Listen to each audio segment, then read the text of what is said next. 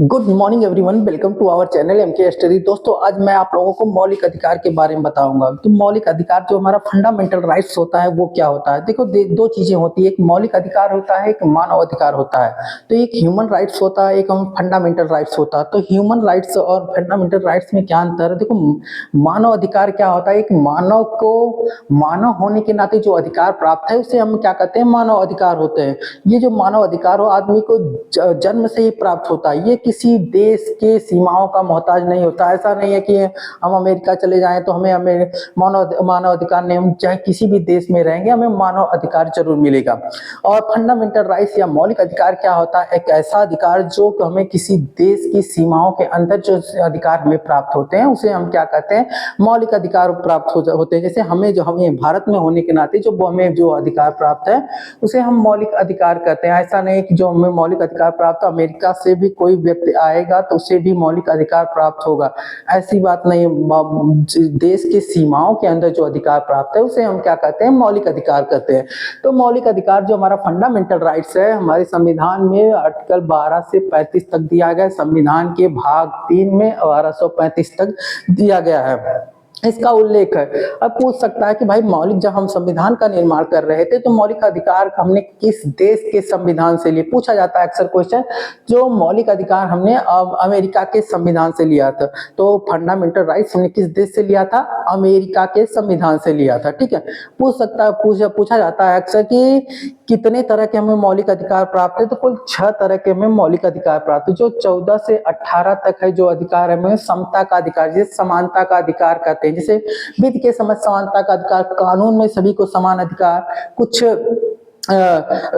जाति धर्म कुछ भेदभाव के खिलाफ अधिकार दिया गया है। ठीक है, उसमें। और जो हमारा दूसरा 1922 से स्वतंत्रता का अधिकार, जिसे में बोलने की स्वतंत्रता का अधिकार, कहीं भी बसने की स्वतंत्रता का अधिकार, कहीं भी आने जाने की स्वतंत्रता का अधिकार, और गिरफ्तारी के समय गिरफ्तारी के कारण जाने का अधिकार, 24 घंटे के अंदर मजिस्ट्रेट के सामने पेश होने का अधिकार, ये हमें 1922 तक स्वतंत्रता का अधिकार दिया गया है। आगे 23 से 24 तक जो अधिकार दिया गया है, शोषण के विरुद्ध अधिकार दिया गया है। शोषण के विरुद्ध अधिकार में हमें कि छोटे बच्चों से हम कारखानों में काम नहीं करा सकते, 14 साल से कम बच्चों को हम किसी भी कंपनी में काम नहीं करा सकते। इसी में बेगार प्रथा को रोक लगाया गया है। आगे 25 से 28 तक दिया गया है धार्मिक स्वतंत्रता का अधिकार। धार्मिक स्वतंत्रता का अधिकार में हमें दिया गया है कि भाई कि हम किसी भी धर्म को मानने की आजादी। मेरा मन कहेगा हिंदू धर्म मानने का तो मैं हिंदू धर्म मान सकता हूँ, मेरा मन कहेगा मुस्लिम धर्म मानने का तो मैं मुस्लिम धर्म मान सकता हूँ, मेरा मन कहेगा सिख धर्म मानने का तो मैं सिख धर्म अपना सकता हूँ, हमें कोई नहीं रोक सकता। उसमें धार्मिक प्रचार प्रसार करने की आजादी दिया गया कि भाई हम अपने धर्म के का प्रचार प्रसार कर सकते हैं। धर्म के अनुरूप आचरण करने की आजादी, धर्म जैसे हमारे धर्म में लिखा है भाई कि हमारा, जैसे मुस्लिम धर्म में लिखा है कुरान पढ़ने के तो लोग कुरान पढ़ते हैं, हमारे धर्म में लिखा है गीता पढ़ने के तो हम गीता पढ़ सकते हैं। हमारे धर्म जैसे जैसे धर्म में लिखा है वैसे उसके हिसाब से हम आचरण कर सकते हैं, हमें कोई नहीं रोक सकता।